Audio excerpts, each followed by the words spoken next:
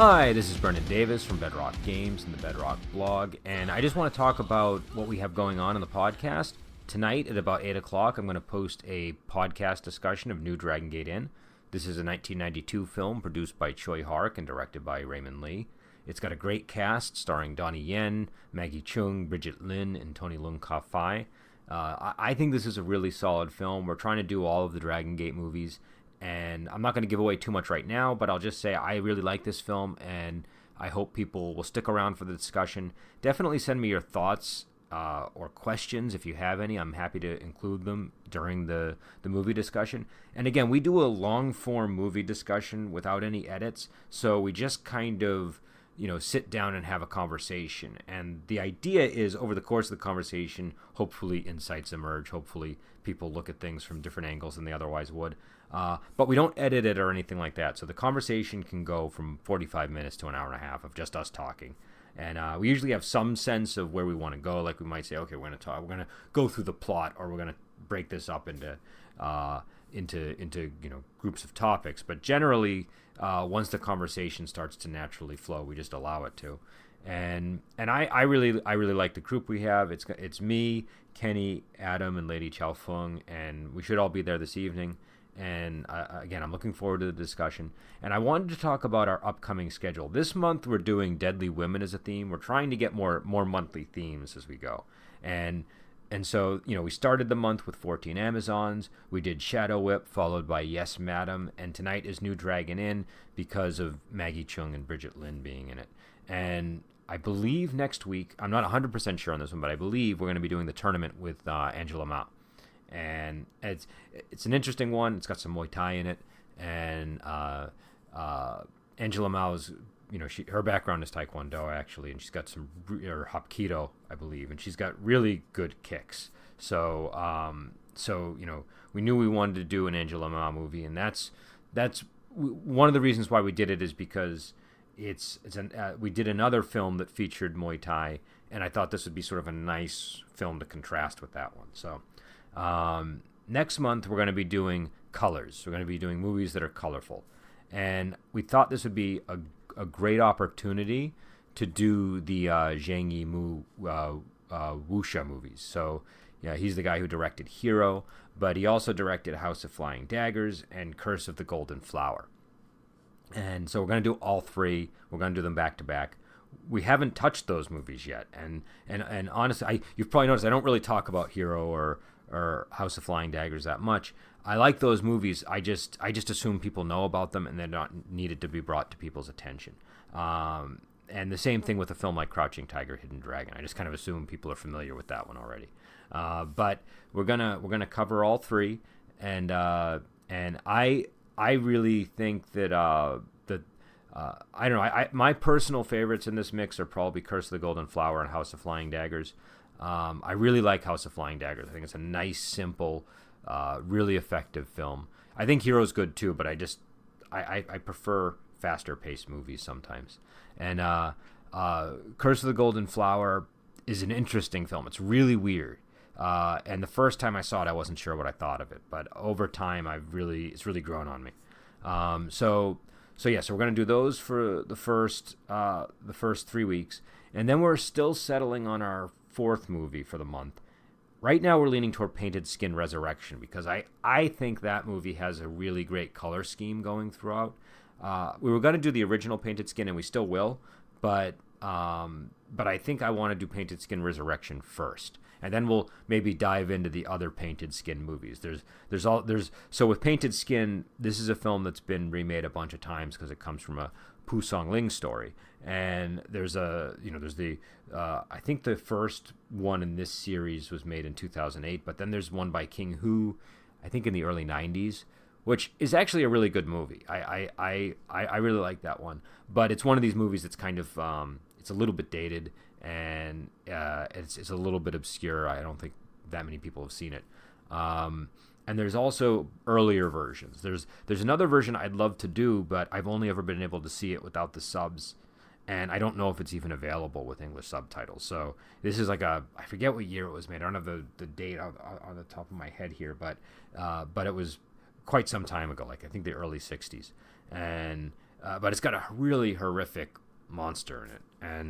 And for those who don't know the story of Painted Skin, it's basically about a monster that can paint skin. She can sort of paint an exterior veneer for herself that is that is incredibly convincing to the point that she can seduce men, and when in actuality she's kind of like a monstrous creature underneath. And in the Painted Skin series, by the time you get to Painted Skin Resurrection, they really sort of play around with it and take it in a new direction. I think they turn her into a fox spirit by the end of the by the second film, and I'm pretty sure I've read various translations of the original Painted Skin story.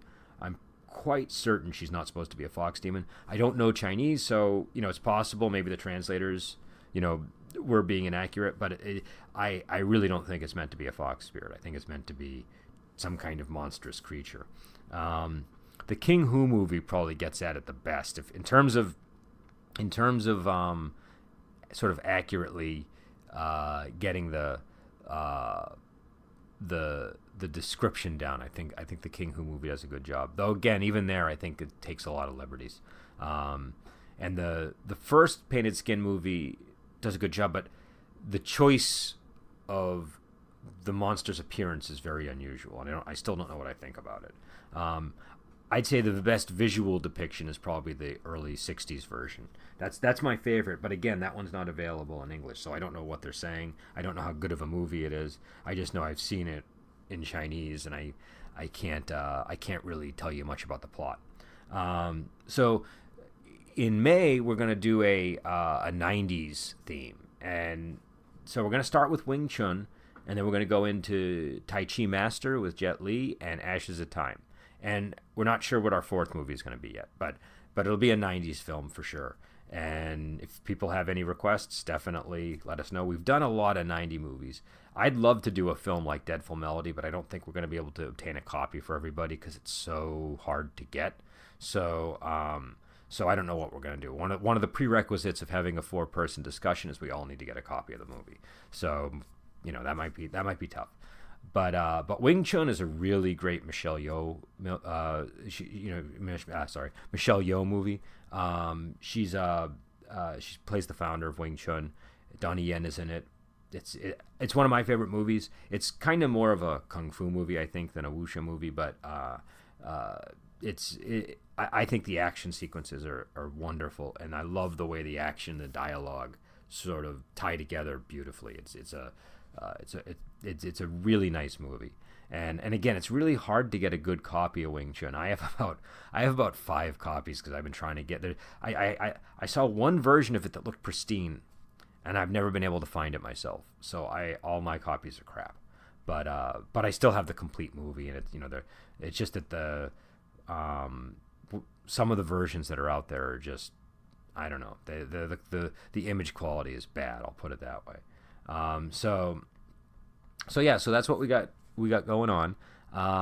We're going to do other movies in the future. We've been talking about what we're going to do in the months that'll follow, and we're going to try to balance things out nicely. I think we always have a firm base of these classic Shaw Brothers and classic 70s, early 80s kung fu movies, but we also want to make sure we include more recent films and 90s movies. Me and Lady Chow Fung both really like Shaw Brothers, if you couldn't tell, and but we also have other kinds of films that we really like. I really like the 90s wuxia, for example, and so we're gonna be bringing some of that into the discussions as well. If you have any requests, let us know. I did get a request for a personal review, which I'm going to be doing.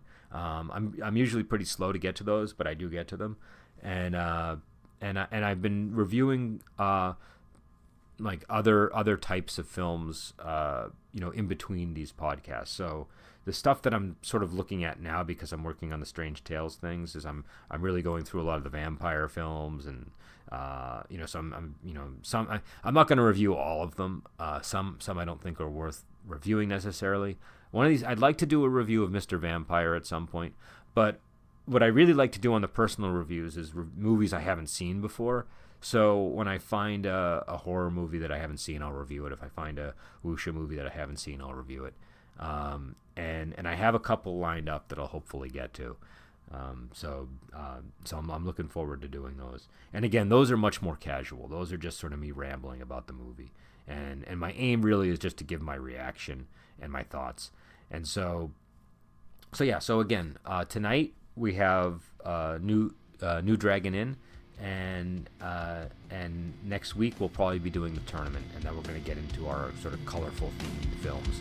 And until then, we'll talk to you later.